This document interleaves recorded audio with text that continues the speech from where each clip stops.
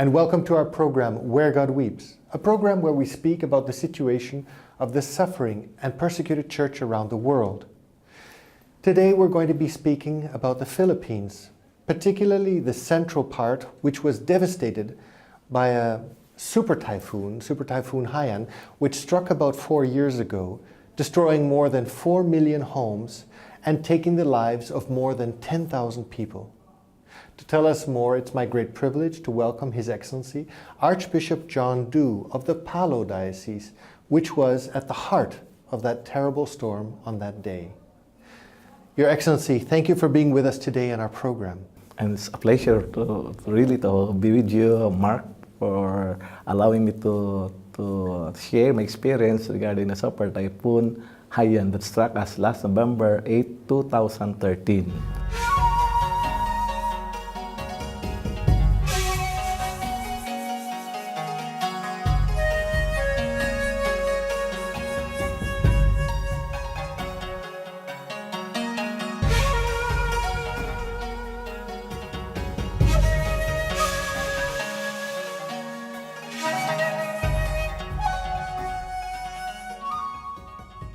Your Excellency, exactly. Almost 4 years ago, this super typhoon struck the Philippines, but did severe damage to your diocese. Yes, almost 90% of the damage goes to my diocese. Went to your diocese. Yes. Your cathedral, I think, was completely destroyed. The Yes. airport was completely destroyed.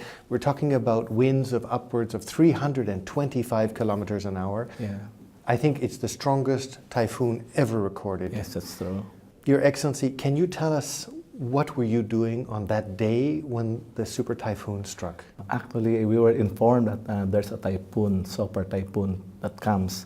But you know, in our place, especially in Leyte and Samar, we are typhoon belt, and we are used to have typhoon. So when we're told super typhoon, you thought, we are familiar to it, and it's not going to damage us so much. We are just so relaxed. Even myself, early that morning on that day, because I'm used to go down early morning to go to a cathedral and say my rosary with the people and say the mass.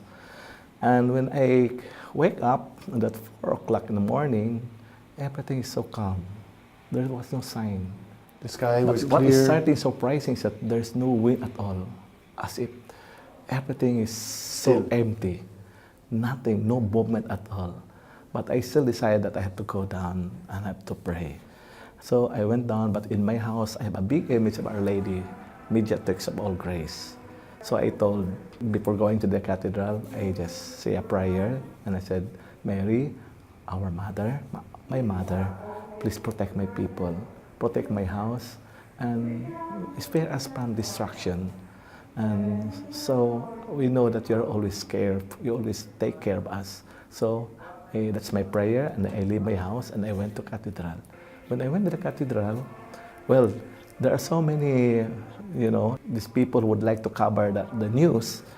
And there's in front of our cathedral, many people, they would like to see how the super typhoon would come. And I said, there's no super typhoon, and the people are just so normal, they're just being curious of what is going to happen. So I invited them, can you come to the church and we pray?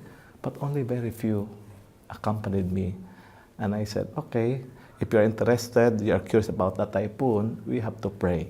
So only very few. I usually go around the street and say the rosary. But there was some parishioners telling me, Archbishop, please don't, because it's a super typhoon. I said, well, there's no wind yet. So everything's so calm. But they were really insisting, and somebody in authority was telling me, please just say the prayer in the church with some people around. So I obey, I say the rosary in the chapel. After the rosary, then I said, well, you see, everything is calm. Maybe the Lord is going to spare us. Maybe there's been diverted. I was so diverted. trusting that the Blessed Mother is going to protect us, because I made a prayer already.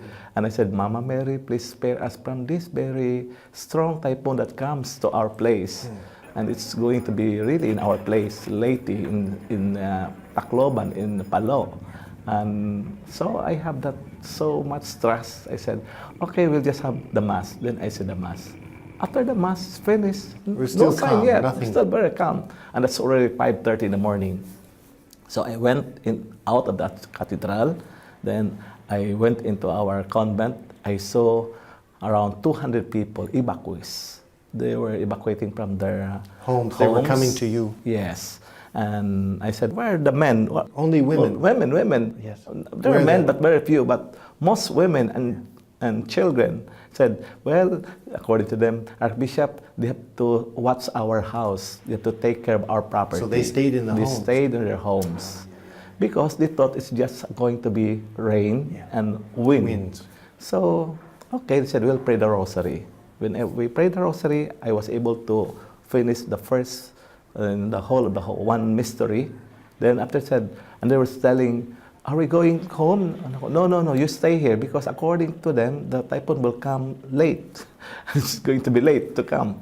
And so I said, no worry, we have prepared food for you. So I went into the social hall, another group, 300 people. Waiting for you there Waiting too. for me. They are evacuees also. And you continued to pray. I said, we'll pray another rosary, another mystery. So you're really putting your trust in Our Praying Lady. I have all the trust, and I said, God will spare us from destruction. And then what So happened? we prayed the rosary, the sorrowful mystery. During the last mystery of the sorrowful, the death of our Lord Jesus Christ, it was so fast, so abrupt. The wind. The wind so strong as if we could hear the sound of a jet plane. We could see the wind like a snowball entering into our social hall. And when I saw the snowball outside, because it's a glass, it struck the doors. Automatically, all the glasses are shattered down. Then the doors Came down. destroyed, and we see the snowball like going around. We're all there. We're holding each other. I said, okay, hold each other. The wind is so strong, and the wind the wind and the water, the rain very strong. So we have to hold each other. We have to go from one place. When we saw that the rope is already flying, Yes. everything is empty. We have to go on the side, and then comes the water flowing. And I said, we have to move. We have to move. We have to go from another higher level. So that's why by that time, I told that because we have only mostly women and children, said we have to go. Then we have to carry the children to go to the Higher third place. building. The third building is actually unfinished building. I was constructing another building, but it was elevated because the soil, the land. is being I see. It was being dug up and dug built up, and then there's an elevation. So we stayed on that elevation area And that's what's- hide ourselves on a new building, holding on the posts. So I said, okay, let's hold each other and hold on the post. Did you think it was like the end of the world? Yes, it was. I never thought that strong wind and the rain, and we see because our cathedral is elevated, and the water is already flowing. We see a big waves, The seawater going into the water, coming into. But one thing very good, because our cathedral is elevated. It just struck us and it goes down. But we see already the people down there. They're already struggling, trying to get out from the water. The water even covers the small houses. Yes. on the roof. And it was really very strong. Were you angry at Our Lady? Not yet, but I was at the very start. I don't know what is my reaction, but it was really very strong. It's 3 hours. 3 hours. Like that, hanging on. Hanging on. We are hanging on.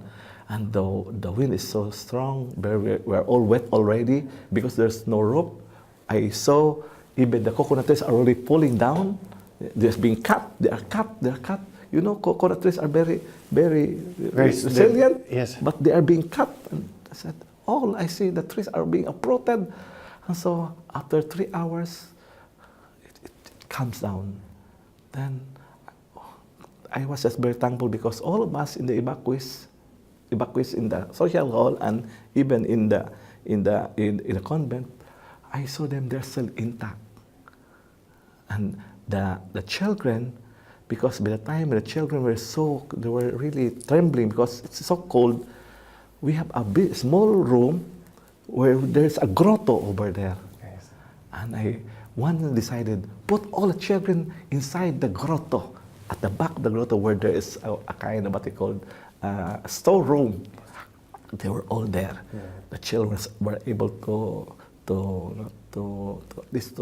survive themselves, yes, because it's warm inside. It's warm but if you're outside, the children could not really bear it because it was very cold, very cold. Yeah. So that's why I was very thankful that all were all saved. Yes. But when I go out, everything, our cathedral become roofless. It was no roof. Then houses that are so small, just collapsed. Just destroyed. Our convent has no roof.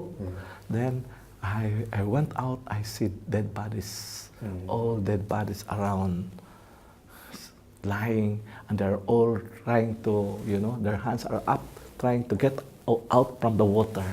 When the water pump, what happened is the water from the sea went into the land. Yes. That's we call Typhoon surge. Yes. It goes. It's very high. It goes even to the 2-story building. Right. No, it was. In fact, that's what I read and understand is that the wind was one, but really the water was what did so much more damage and took so many lives. When the sea went into the inland and when it goes back, the current was so strong, and the houses were being washed out, and even the men that were staying behind in their houses, because we found out that there are more men who died, and few children. Now and there's I want to ask you this story because yes, I've heard this story about how Our Lady has had a powerful presence during this storm, and how she saved the children. Can you tell us this story? Yes, I was surprised because I said they're all adults, almost majority are men, and only very few women. Because the women they really went into the evacuation to the centers, yes, to the churches. But the men stayed behind, and they were being washed out, and they were brought to the sea. Even some cars were lost. I said, where are the cars? The cars just float and then brought into the sea, to the ocean. We never saw the cars anymore. I have three priests which host cars has been lost. Yeah. Okay, but I was surprised. I was amazed. How come that only very few children? There comes somebody after the typhoon, an artist. He's a sculptor, national artist. He went around and he'd ask testimony for those that especially to the children. He said, how come there are only very few children? And he was able to interview some children. He said, how about you? Why are you being saved? He said, no, according to to so many children, they were saying, how come that you are being saved? We were brought by a woman wearing our local costume, with a veil, with a black veil, and carrying another child. And he was floating on the waves, and he was getting the children, telling the children, come, you go with me. They're picking them up one by one, and there's another guy said, oh, please help me. When that small child, help me, said, and comes the little boy also saying, please hold on the string. The string, according when we found out that the string that they're talking about is the rosary, And so they were holding the string, and they were brought to an area that's being elevated. When the water went back to the sea, the children, they were in one place, elevated area. They were gathered and said, who gathered? Who brought you here? A lady. And they all told the same story. The same story. That's why artists made an image of a woman. And we said, it's Our Lady. And we call Our Lady of Hope. So you now have, you have your own Mother Mary. We have our Mother Mary now. You have your the own new version of our Mother Mary. He is helping us on the time when we're so helpless, when we're really suffering of this very strong typhoon. And we call him Our Lady of Hope. Your Excellency, after such an event, of course, the first question is, why us, Lord? Why did this happen to us? That is the question. Is really I mean, you yourself, you must have had this question. You prayed, you had such confidence and trust in Our Lady, and then everything was so I was so, right away, I was so disappointed. I said, oh, our mother, I told you to spare us, because when I went to my house, the chapel of my house collapsed. My house was divided into two. The other collapsed and the other remained, but the other one, the other side of my house, that is my residence, it's still standing, but no roof. So I was telling myself, I ask you to help me, to protect me, to spare me. What is this? So that's why I said, I was so disappointed, and I was asking to our Mother Mary, why did you spare me? Why you allow this to happen? You are abandoning me. As if I feel I was being abandoned by that time, and I could not just say, because express myself very well, because seeing the dead bodies around, I become so, so disappointed, and despairing that I couldn't say any words at all. So I just kept quiet, but there's a kind of what you call desperate kind of sadness that I said, oh, I've been praying, but still the same thing happening. Now, but you know what? I'll tell you the story. Please. On the third night, because after the typhoon, we've been so panicking because there's no food at all. Nobody could come to our place. The road is cut, really being cut with so many debris, so many things falling down on the street, and no cars could come in. So even the relief goods that is being brought to us couldn't come.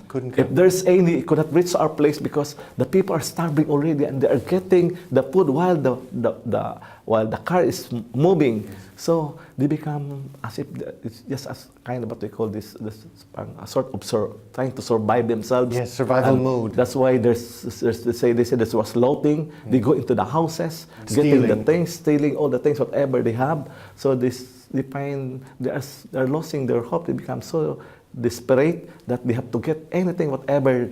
So that's why we are being so afraid after first, second. So we are starving, no food, no water. And I myself, I have not eaten the whole day. The second day, we have to cook. But when we cook, right away, people will just steal it and then getting, it's not enough for everybody. So that's why what happened. Then they're even saying that there are some people from the mountain, what they call our rebels, yes, because our place is being known of where rebels are staying in the mountain. They have no food. They have also to go down and getting the food from the houses even in the evening. They steal whatever we have. So that's why we are all panicking. And we are very afraid in the evening, especially when there's no light, there's no electricity. For 6 months, we have no electricity, no water. So we have to really go into into the well and save, not for drinking, but yes, but this is what happened. So because we are all become so paranoid that everybody would just go and get anything, whatever we have. So even my priest would say, Bishop, you have to hide yourself because people would like to get you, and they are going to kidnap you, and for ransom. So you have to really to hide yourself. When I go around, and then sometimes they say the rebels are coming down, then we have to hide ourselves. So that's our situation during the first 3 days. In the evening, the third night, I was so tired already. I was sleeping already. I was sleeping under a tarpaulin. No roof, water, the rain has been pouring down, still very strong. And then in the 3 o'clock in the morning, they were knocking at the door, although there's no roof, but they were knocking. Bishop. I said, what is that? I said, what is that? I become so nervous again. What is that? What are we going to hide ourselves? What? I said, Bishop, here's Our Lady. What lady you're talking about? I said, Mama Mary is here. I said, what is Mama Mary you're talking about? When I opened the door, the pilgrim image of Fatima came to my place. They brought The Fatima The image. Fatima image, the pilgrimage statue. The statue was actually in other province, but they decide that they have to really to bring the statue to me to give me hope. And because they know that I am really a devotee of our Blessed Mother, and they knew that the Blessed Mother is going to help me, it's going to boost my spirit, my desperate, condition of myself. So I said, when I opened the door, I said, I saw Our Lady of Fatima image, pilgrim image. I couldn't say anything at all.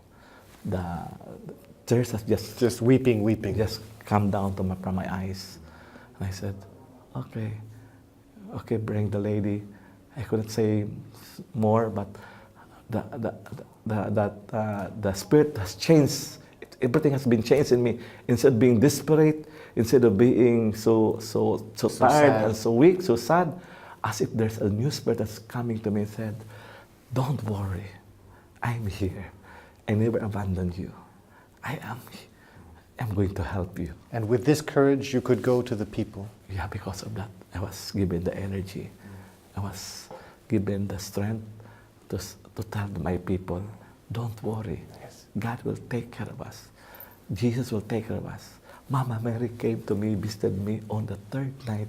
That image alone is an assurance that He's going to help us. That everything's going to be all right. When after the typhoon, I said, even 10 years I cannot recover because the destruction was so big, so terrible. so great, Yes. terrible. I said, how could I rebuild the cathedral with no roof? Yes.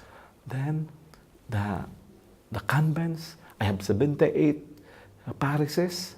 Only 2 has been spared. And you know the two churches that has been spared, they are the 2 churches dedicated to Mary. The church dedicated to our miraculous medal, Our Lady Miraculous Medal, and the other one is Our Lady of Fatima. Yes. These 2 have been spared. If you were to, it's 4 years on since this occurred, about 4 years, what would you say if you were to draw some lessons, spiritual lessons for yourself and for your people? What would you say these spiritual lessons would be? So I have so many realization after the Typhoon Yolanda, the Hayian. You know, first of all, I was, of course, I go first to this kind of what you call trials, an ordeal that is so hard. I mean, I said, I couldn't imagine myself I was able to survive. So His mercy and His love becomes so visible when you are in the state of suffering, when you are helpless. I could see the hands of God. By that time, I was really helpless. I really don't know what to do, what to start. But the grace of God is so great. He looked after. Everything has just been in place. And look, we are now the 4th year, we're almost recovered. And the help that is given to us, especially from other countries, and most especially aid to the church in need, they were there to assist our damages, our destruction. And this is now still going on, but you still have one more project left. Yeah, the seminary. I have one seminary because I could not build a seminary that is just one story, because after the typhoon, we have to really build a very strong building. So that's why this time it's not longer a bungalow, but it's going to be a 3-story building. And here comes ACN, Aid to Church in Need, also helping me to build this seminary. Now, look at that. Before typhoon, I have only 21 seminarians in theology. 21. That means the last 4 years to the priesthood. But look at that. Now I have 61. And we are using that construction is going on, but we are already using the 3-story building. It's not finished yet, but I'm very thankful. So the growth of the vocations tripled after this event. Yes, after the typhoon, it tripled and it has increased. The faith of the people. The construction is going on, and I'm very thankful to the ECN, who really has given me enough amount to start, although it's still going on, but I believe God has been so generous, and He will continue to continue, because At the start, I thought he was abandoning me. We are being, we are being left behind. But after that, I realized that God has just been so good, so generous. And that's another realization that I had. God is so generous. He can never be, you can never fathom His goodness, the depth of His love. And I feel the love His love was so strong, He was so intimate to me during the time when I was really in need, when I am really trying to recover and rebuild all those distractions that we have, and He never left me behind. So I'm very thankful to God and to our Blessed Mother, who is always accompanying me in all my reconstruction and recovery and whatever concern that we have. She will continue She to will do. continue to be a mother to now me, that you a have mother to us. Our Lady of Hope, you have your own Yes. lady who has paid attention to you. Thank you, Your Excellency. Thank you very much. And thank you, ladies and gentlemen, for having been with us today on our program, Where God Weeps. And if you'd like to know more about the situation of the Philippines following the super typhoon Hayian, or perhaps how you might be able to help through your prayers or your concrete action, I would encourage you to look at the contact information at the end of this program. And we look forward to seeing you next week. Take care.